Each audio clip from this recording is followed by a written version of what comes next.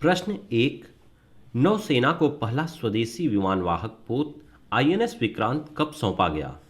Option है ए 3 सितंबर 2022, 3 नवंबर 2022, 2 सितंबर 2022, D 5 सितंबर 2022। इसका सही आंसर होगा सी 2 सितंबर 2022। प्रधानमंत्री नरेंद्र मोदी ने 2 सितंबर 2022 को नौसेना को पहला स्वदेशी विमानवाहक पोत आईएनएस विक्रांत सौंपा। भारत ने दक्षिण राज्य केरल में एक समारोह में अपना पहला स्वदेशी निर्मित विमानवाहक पोत कमीशन किया। यह भारत के समुद्री इतिहास में निर्मित अब तक का सबसे बड़ा जहाज है। आईएनएस विक्रांत 262 मीटर लंबा और 62 मीटर चौड़ा है।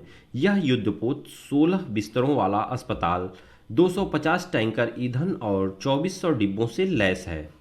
प्रश्न 2। ईआरएसएस के साथ वीएलटीडी को एकीकृत करने वाला राज्य कौन सा है? ऑप्शन है राजस्थान, हिमाचल प्रदेश, उत्तर प्रदेश या दिल्ली। इसका सही आंसर होगा बी हिमाचल प्रदेश। हिमाचल प्रदेश 19 जुलाई 2022 को emergency response support system ERSS के साथ vehicle location tracking device VLTD को एकीकृत करने वाला भारत का पहला राज्य बना। इस सिस्टम का शुभारंभ मुख्यमंत्री जयराम ठाकुर द्वारा पीटर हॉफ शिमला में लॉन्च किया गया।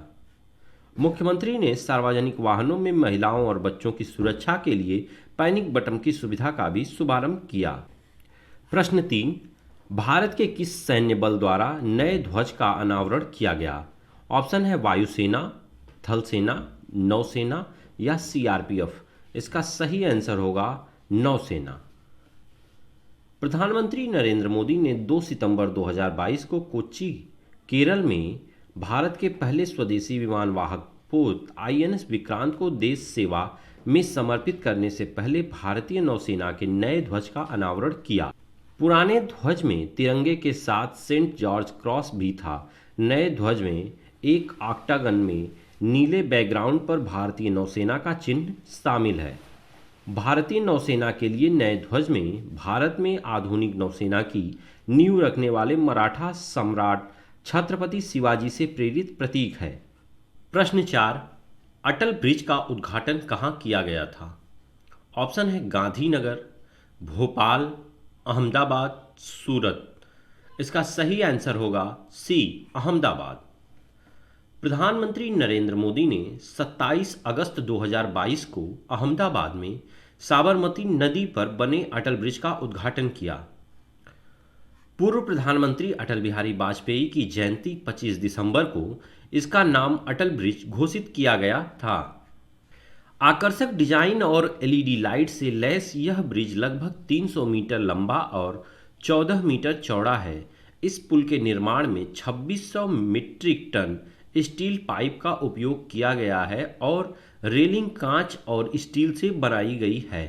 प्रश्न 5। प्रधानमंत्री फसल बीमा योजना में फिर से शामिल होने वाला राज्य कौन सा है? ऑप्शन है पंजाब, हरियाणा, आंध्र प्रदेश, गुजरात। इसका सही आंसर होगा सी आंध्र प्रदेश। आंध्र प्रदेश सरकार ने प्रधानमंत्री फसल बीमा योजना में फिर से शामिल होने का फैसला किया है। इस फैसले से प्रदेश के 40 लाख से अधिक किसानों की फसल को प्राकृतिक आपदा की स्थिति में बीमा कवर मिलेगा। आंध्र प्रदेश के खरीफ सीजन 2022 में पीएमएफबीवाई को लागू करने का फैसला किया है। आंध्र प्रदेश ने वर्ष 2020 में अधिक प्रीमियम कीमत का हवाला देकर प्रधानमंत्री बीमा योजना से बाहर निकलने का विकल्प चुना था। प्रश्न 6। राष्ट्रीय खेल पुरस्कार की शुरुआत कब की गई? ऑप्शन है 1972, 1961, 1964 या 1967। इसका सही आंसर होगा बी। इस पुरस्कार की शुरुआत 1961 में की गई थी। 30 नवंबर 2022 को राष्ट्रीय खेल पुरस्कार राष्ट्रपति द्रौपदी मुर्मू द्वारा प्रदान किया गया। अचंता शरद कमल को मेजर ध्यानचंद खेल रत्न पुरस्कार दिया गया। प्रश्न 7। अचंता शरद कमल किस खेल से संबंधित हैं? ऑप्शन है शतरंज, बैडमिंटन, टेबल टेनिस या जूडो? इसका सही आंसर होगा टेबल टेनिस। अचंता शरद कमल टेबल टेनिस के खिलाड़ी हैं। वर्ष 2022 में आवेदन केवल ऑनलाइन आमंत्रित किए गए थे और खिलाड़ी कोच संस्थाओं को एक समर्पित पोर्टल के माध्यम से स्वयं आवेदन करने की अनुमति दी गई थी। प्रश्न 8, मेजर ध्यानचंद खेल रत्न पुरस्कार की स्थापना कब की गई?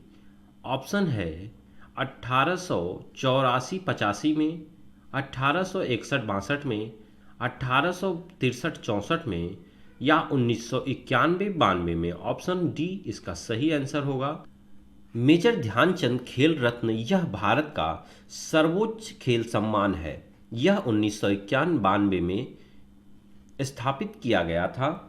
प्राप्तकर्ताओं को अंतर्राष्ट्रीय स्तर पर 4 वर्षों की अवधि में खेल क्षेत्र में अपने उत्कृष्ट प्रदर्शन के लिए सम्मानित किया जाता है।